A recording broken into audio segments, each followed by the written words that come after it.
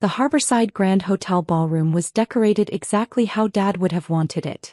Understated elegance with a nautical theme. Blue and white streamers hung from the ceiling, and centerpieces featured miniature lighthouses surrounded by seashells. After 42 years with the Postal Service, Thomas Martinez was finally retiring, and Mom had spared no expense on the celebration. I sat at the family table near the front watching guests mingle and congratulate my father. He looked happy, genuinely proud of his career and ready for the next chapter. I was happy for him. I'd always been happy for my family, even when they couldn't extend the same courtesy to me. Is that the same car you've had since college? My brother Derek's voice cut through the ambient chatter. He was standing near the bar with his wife Jennifer, both holding champagne flutes and looking in my direction through the floor-to-ceiling windows that overlooked the parking lot. I followed his gaze. My 2009 Honda Civic sat in the lot, its silver paint faded and a small dent visible on the rear bumper from when I'd backed into a pole 5 years ago. It is, I confirmed, taking a sip of water. Derek walked over to our table, Jennifer following.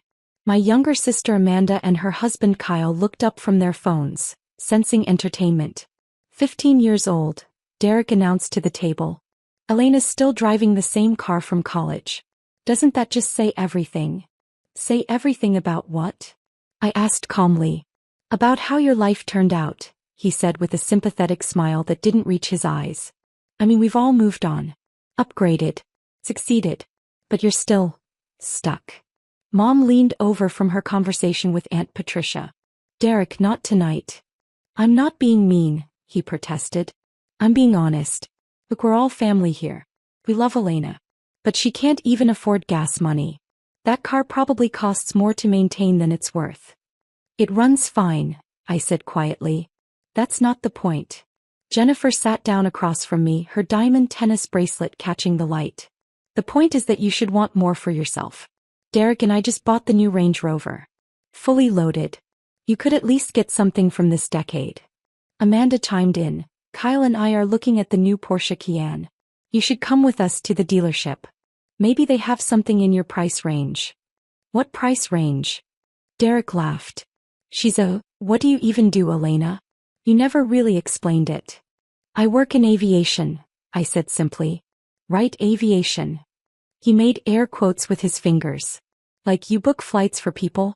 Is that like a travel agent thing? Something like that. See, that's the problem, Derek continued, warming to his subject.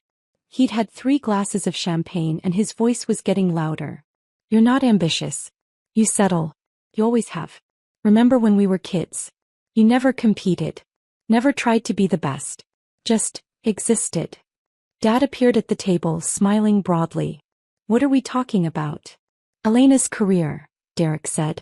Or lack thereof. Derek, Mom said sharply. What? I'm trying to help. She's 34 years old and drives a car held together with duct tape and prayers. That's embarrassing for the whole family. My car is perfectly functional, I said. Functional. Derek shook his head. When I was your age, I already had my first BMW. Now I have 3 cars. The Range Rover, my Mercedes sedan, and Jennifer's Lexus SUV. 3 cars, Elena. You can't even afford one decent one. Jennifer patted my hand condescendingly. We're not judging you, sweetie. Everyone has different levels of success. Some people are just more driven than others. The table had gone quiet. 20 members of my extended family watching my brother dissect my apparent failures at our father's retirement party. She can barely afford to live, Amanda added. I saw her apartment last year. Tiny. Like 700 square feet. Kyle and I have a 4-bedroom house. 5 bedrooms, Kyle corrected.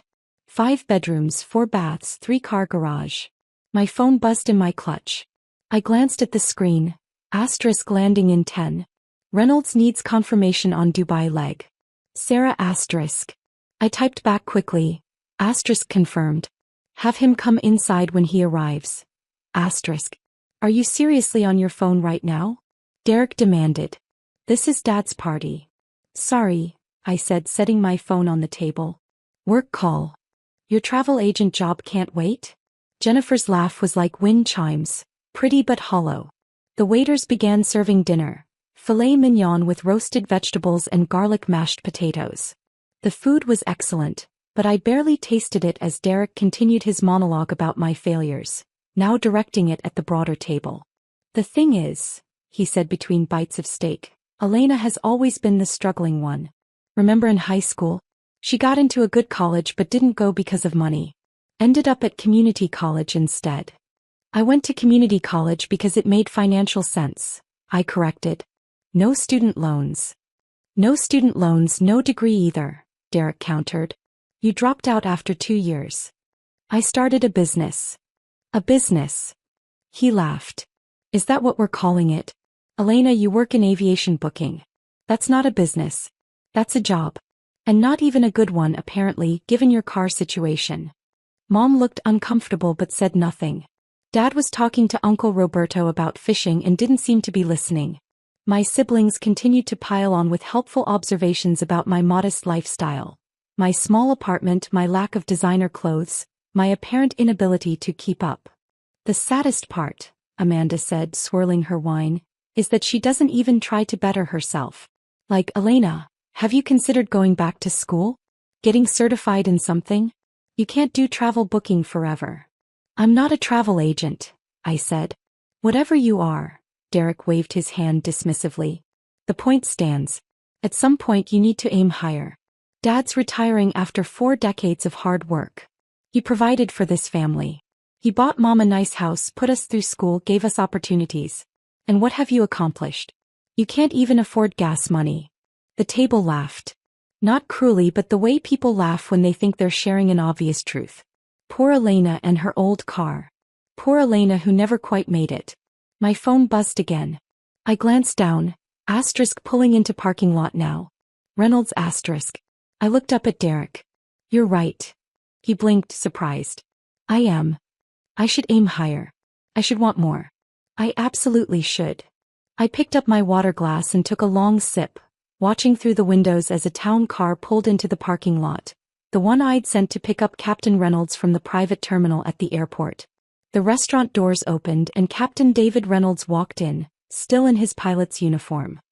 He was 52, distinguished, with salt and pepper hair and the kind of confident bearing that came from 25 years of flying. He scanned the ballroom until he spotted me, then headed straight for our table. Derek watched him approach. Is that a pilot? Looks like it, Jennifer murmured. Captain Reynolds reached our table and smiled warmly at me. Ms. Martinez, I apologize for interrupting your father's celebration. I know you wanted to enjoy the evening. It's fine, David, I said. What do you need? Your Gulfstream G700 is fueled and ready for the Dubai flight. I need confirmation before I file the flight plan. We have a 10-hour window before the Sheikh's meeting, so if we leave by 9 p.m., we'll arrive with time to spare. The table went silent. Also, Captain Reynolds continued, pulling out his tablet, Sarah asked me to confirm which aircraft you want positioned in Singapore for next week's Asia tour. The G650 or the Bombardier Global 7500. Derek's fork clattered to his plate. The Global, I said. The G650 needs scheduled maintenance. Excellent choice. And one more thing. The FAA finally approved the registration for the new Dassault Falcon you acquired last month. That brings your fleet to 17 aircraft. He smiled. Congratulations, Ms. Martinez.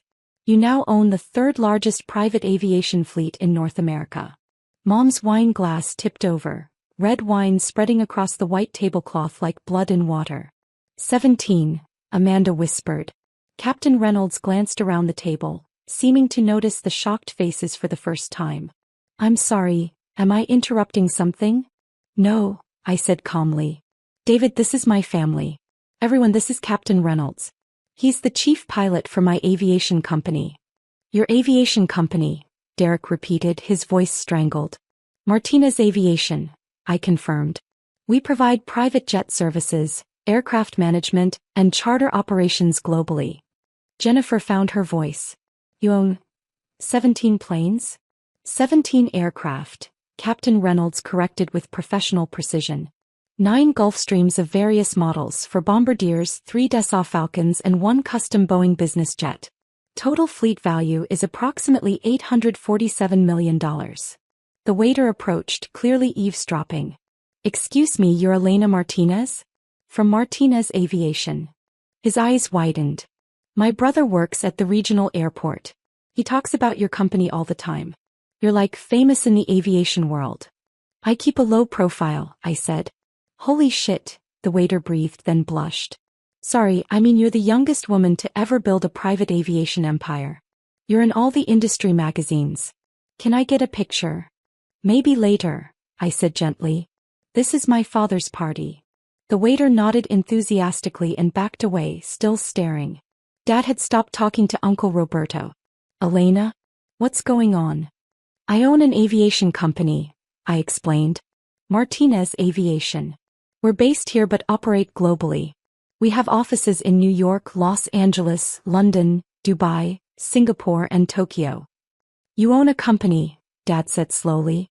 A company with planes. 17 planes, Derek said, his voice hollow. She owns 17 private jets. Captain Reynolds checked his watch. Ms. Martinez, I really do need that confirmation on Dubai. Go ahead and file the flight plan, I told him. I'll be there by 9. Wait, Mom said. You're flying to Dubai? Tonight? During your father's retirement party? I have a meeting with a client, I explained. Sheikh Mohammed bin Rashid wants to acquire 3 aircraft for his personal fleet. It's a $200 million deal. I can't reschedule. $200 million, Amanda repeated faintly. The commission alone will be substantial, Captain Reynolds added helpfully. But more importantly, it establishes aviation in the market. Very strategic move, Ms. Martinez. Thank you, David. I'll see you at the hangar.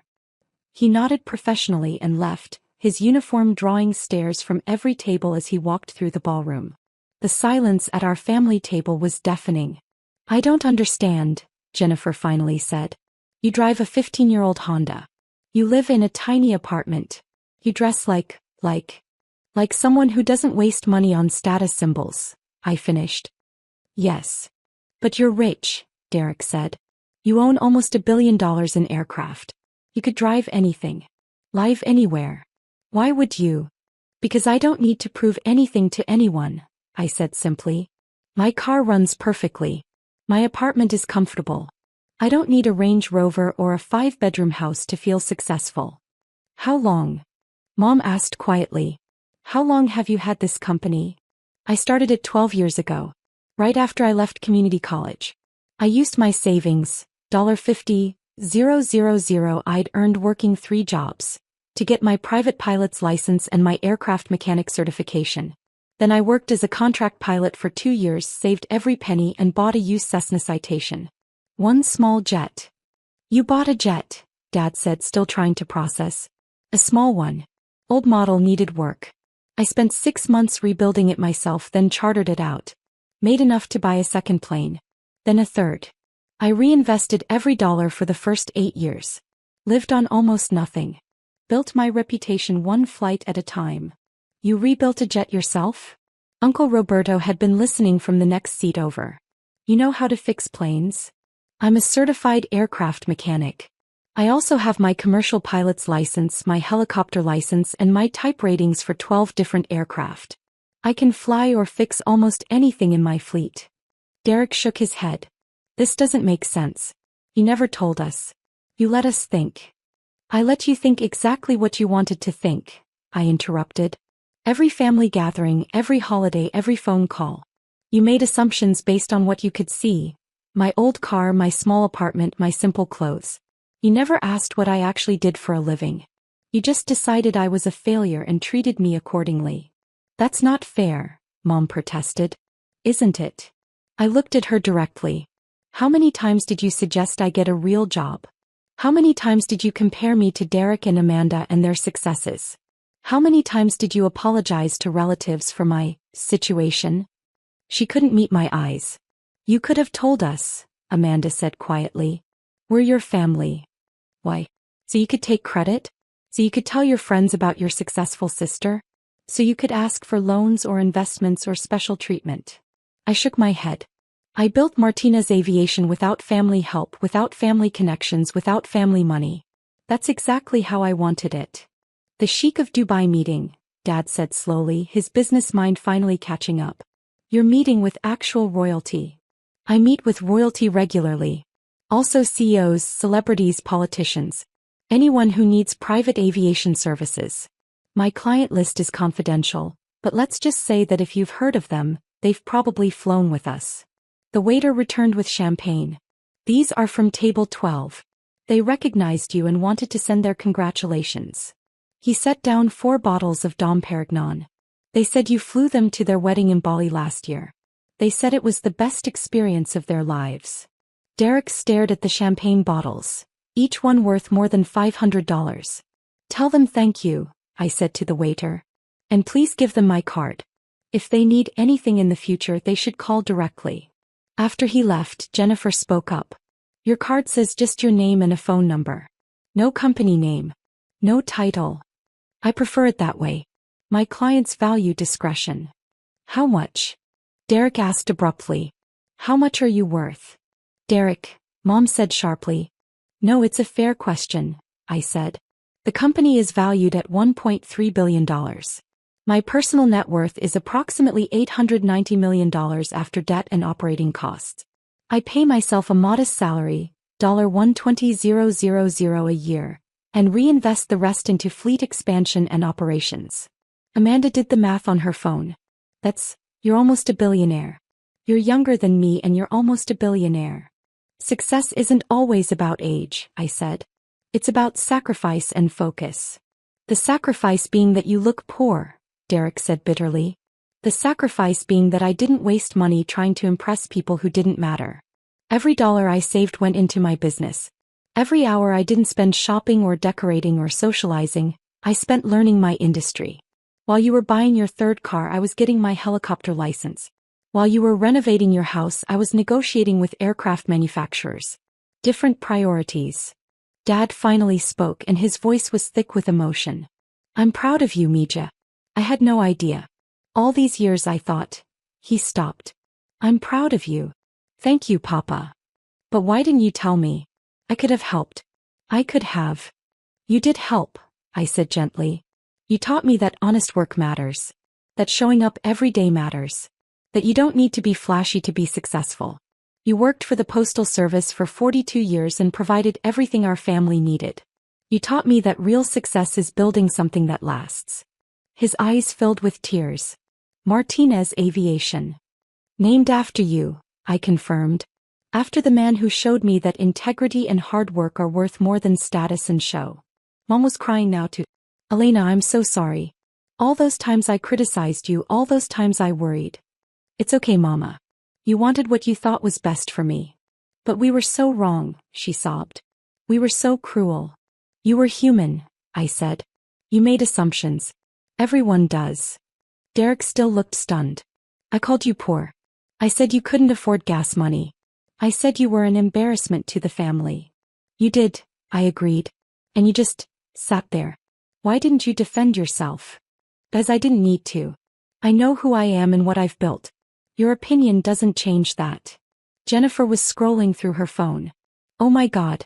There are articles about you. Forbes, Fortune, Business Insider. They call you the mystery mogul because you refuse interviews. She looked up. You turned down being on the cover of Forbes. 3 times, I confirmed. I don't need publicity. My clients know who I am. That's enough. This is insane, Amanda said. Your life is completely different than what we thought. My life is exactly what I built it to be, I corrected. Intentional. Private. Successful on my own terms. Captain Reynolds returned, approaching the table more hesitantly this time. Ms. Martinez, I'm sorry to interrupt again, but we have a situation. The client in Moscow moved up their timeline. They need the aircraft positioned by tomorrow morning. I checked my phone. Which plane? The Bombardier Global 7500. Where is it now? Los Angeles. Captain Morrison can fly it, but we'll need your authorization for the crew overtime and international fees. Approved. Tell Morrison to file for Moscow immediately. I stood up, pulling out my wallet and handing him a company credit card. Fuel, fees, whatever he needs. Have Sarah send me the final numbers. Yes, ma'am. He hesitated. Ma'am, the Sheik's team also just confirmed they want to tour all 3 aircraft options tomorrow in Dubai. Should I have the others positioned there as well? No, I'll show them virtually during the meeting. If they want to see them in person, we can arrange flights to the aircraft. More impressive to show them we have planes stationed globally. Excellent strategy. He smiled. You really are the best in the business. After he left, I turned to my family. I need to go. My helicopter is waiting at